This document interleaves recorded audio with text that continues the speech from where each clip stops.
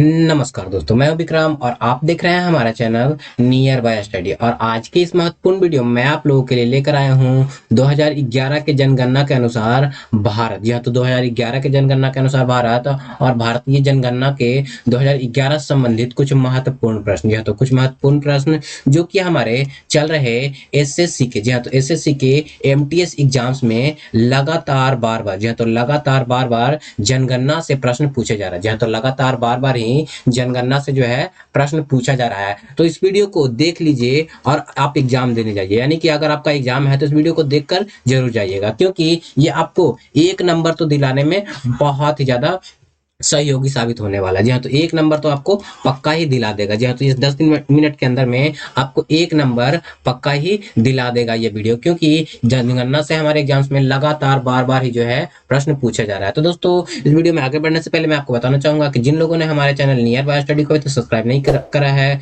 तो नीचे के दिए गए रेड बटन को दबाकर आप हमारे चैनल को सब्सक्राइब कर लीजिए। साथ ही साथ बगल वाला बेल आइकन भी प्रेस कर दीजिएगा, ताकि लेटेस्ट वीडियो का नोटिफिकेशन सबसे पहले आप लोगों को मिल सके। साथ ही दोस्तों, जिन लोगों ने हमारे वीडियो को लाइक नहीं किया है वो लाइक कर लीजिए, ज्यादा लोगों को शेयर भी जरूर कर दीजिएगा, ताकि हर किसी को वीडियो मिल सके। तो चलिए दोस्तों, समय को ना गवाते हुए स्टार्ट करेंगे। सबसे पहले देखेंगे जनगणना के कुछ फैक्ट्स। जी हाँ, तो जनगणना के कुछ महत्वपूर्ण जानकारी जो है, जो कि आप लोगों के लिए बहुत ही इंपॉर्टेंट है। उसके बाद हम लोग क्वेश्चन आंसर करेंगे। तो पहले बोला जा रहा है भारत की जनगणना, या तो भारत की जनगणना 2011 जनगणना आयुक्त, यानी कि जनगणना के जो आयुक्त थे सी चंद्रमौली थे। क्या थे? सी चंद्रमौली थे, जिनके द्वारा जो है राष्ट्र को समर्पित भारत के 15वीं राष्ट्रीय जनगणना है। जी हाँ, तो 15वीं राष्ट्रीय जनगणना जो कि 1 मई, जी हाँ, तो 1 मई 2010 को आरंभ हुई थी। कब आरंभ हुई थी? 1 मई 2010 को जो है ये जनगणना आरंभ हुई थी। और आगे की ओर देखेंगे, आगे जो है बोला जा रहा है भारत में जनगणना 1872 से की जा रही है। कब से की जा रही है? 1872 से की जा रहा है। और यह पहली बार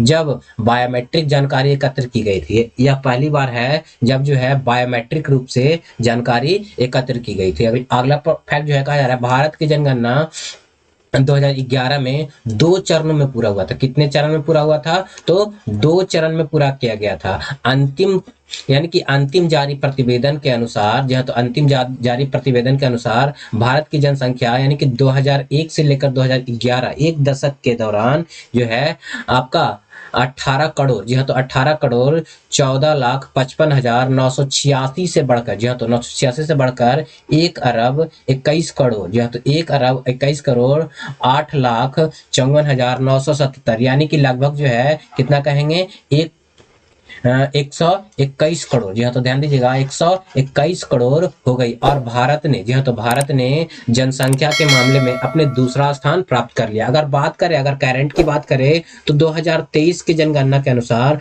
भारत की जनसंख्या जो है वो सबसे ज्यादा हो गई है। जी हाँ, तो सबसे ज्यादा हो गई है करंट जनगणना के अनुसार। जो भारत की जनसंख्या है, जी हाँ, तो भारत की जनसंख्या जो है वो आपका 1.42 के आसपास, जी हाँ, तो 1.62, सॉरी 1.62 के आसपास जो है वो हो गई है। जी हाँ, तो 1.62 अरब जो हो गई है भारत की जनसंख्या जनगणना। और भारत जो है प्रथम स्थान पे आ गया है जनसंख्या के अनुसार। आगे की ओर बढ़ेंगे, आगे जो है भारत बोला जा रहा है जनगणना 2011 के दौरान देश की साक्षरता दर, जी हाँ, तो साक्षरता दर जो है 64 से, जी हाँ, तो 64.83 से बढ़कर आपको 69.3 हो गई। यानी कि सबसे पहले, उसके पहले जो है जनगणना के पहले जो है साक्षरता दर जो थी 64.83 थी, और 64.83 से बढ़कर जो है 69.3 हो गई है। आगे बोला जा रहा है जनगणना संगठन केंद्रीय गृह मंत्रालय के अधीन करता है। जी हाँ, तो जनगणना का जो संगठन है वो गृह मंत्रालय के अधीन में काम करता है, जिसका उच्चतम अधिकारी जो है भारत का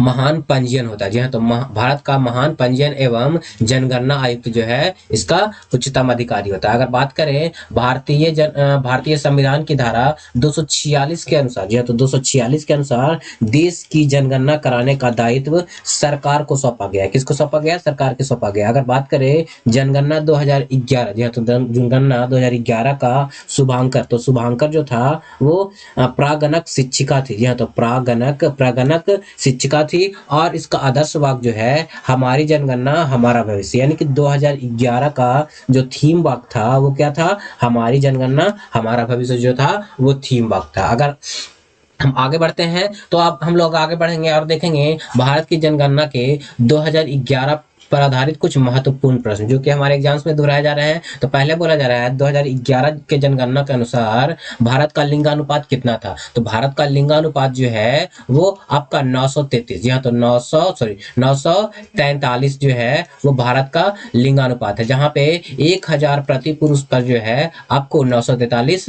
स्त्रियों को दर्शाया गया। आगे की ओर बढ़ते हैं तो आगे बोला जा रहा है, जी हाँ, तो आगे बोला जा रहा है 2011 के जनगणना के अनुसार शिशु लिंगानुपात कितना। तो शिशु लिंगानुपात जो है 919 है, जी हाँ, तो 919 है, यानी कि प्रति 1000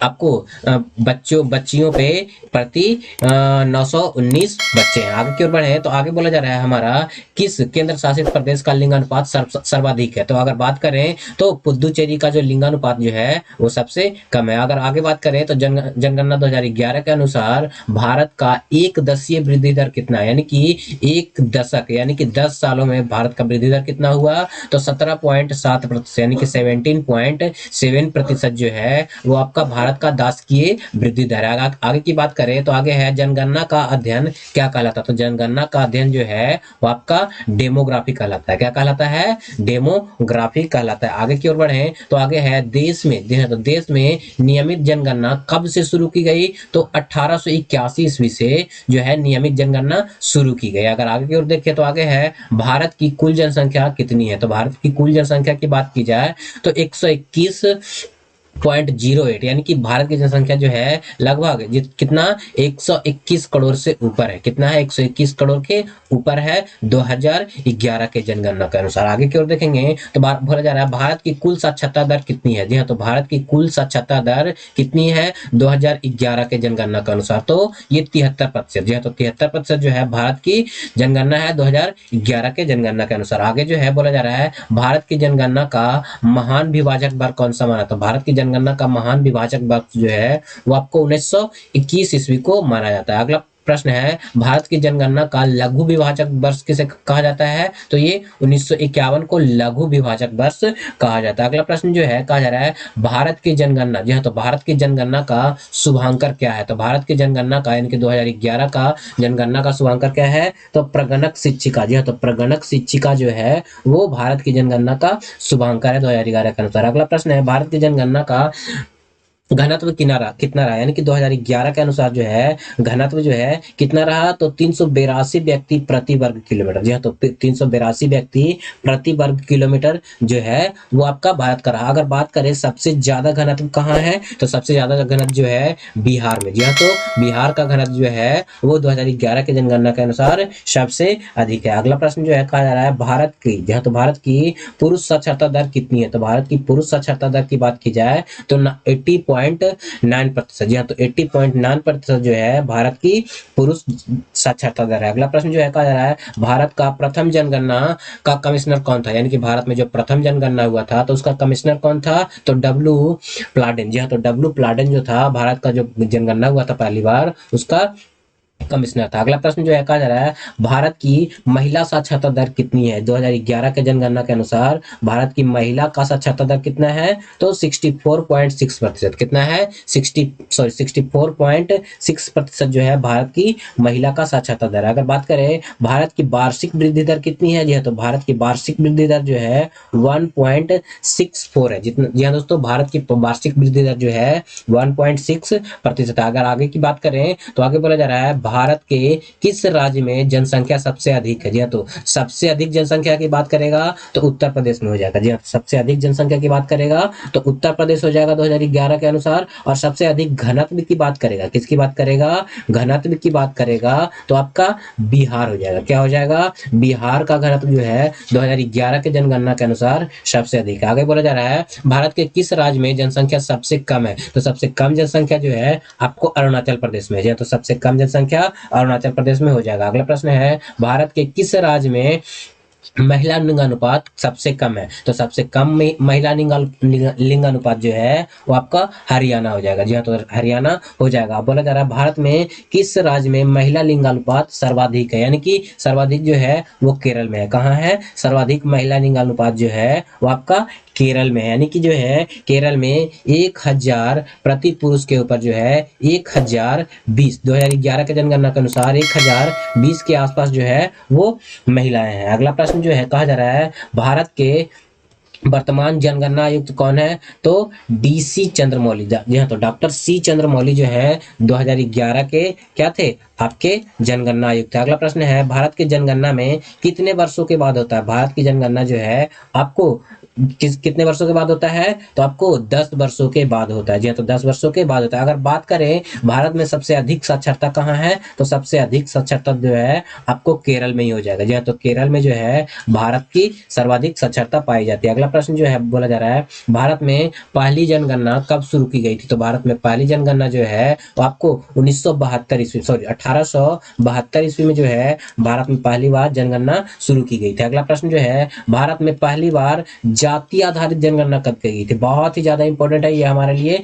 कि जाति आधारित भारत में जनगणना कब की गई थी? तो 1931 ईस्वी में जो है भारत में सबसे पहले जाति आधारित जनगणना शुरू की गई थी। अगला प्रश्न जो है भारत में पुरुषों की जन संख्या कितनी है? तो अगर पुरुषों की जनसंख्या की बात की जाए तो 62.32 करोड़। जी हाँ, तो 62.3 करोड़ जो है 62.32 करोड़ जो है वो पुरुषों की जनसंख्या। अगर महिलाओं की जनसंख्या की बात की जाए तो 58, जी हाँ, तो 58.75 करोड़ जो है उसमें महिलाओं की जनसंख्या। अगला प्रश्न जो है कहा जा रहा है जनसंख्या दिवस कब मनाया जाता है? तो विश्व जनसंख्या दिवस जो है वो आपको 11 जुलाई को मनाया जाता है। जी हाँ, तो जुलाई को जो है मनाया जाता है विश्व जनसंख्या दिवस, 11 जुलाई को मनाया जाता है। अगला प्रश्न जो है कहा जा रहा है कि विश्व में भारत की जनसंख्या, जी हाँ, तो भारत की जनसंख्या कितनी प्रतिशत? तो भारत की जनसंख्या जो है 17.5% है। कितनी है?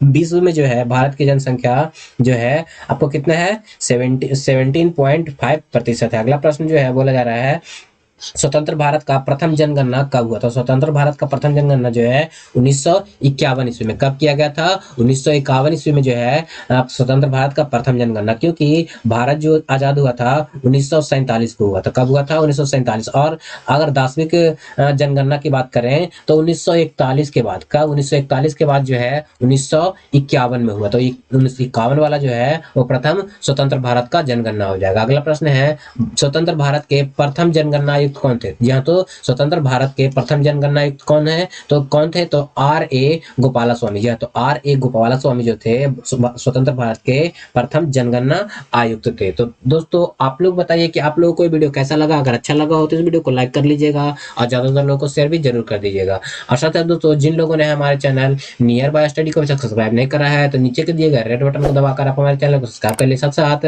बेल आइकन भी प्रेस कर दिए ताकि लेटेस्ट वीडियो का नोटिफिकेशन पहले आप लोग को मिल सके। और दोस्तों अगर ये वीडियो आप लोग कोई सूचना सुझाव या फिर शिकायत देना चाहते हैं इस वीडियो के रिगार्डिंग तो आप हमारे कमेंट बॉक्स में जाकर कमेंट जरूर करें ताकि हमें पता चल रहा है हमारे वीडियो में क्या समस्याएं आ रही है। तो आज के वीडियो में बस इतना ही, जल्दी मिलते हैं अगले वीडियो में, तब तक के लिए नमस्कार।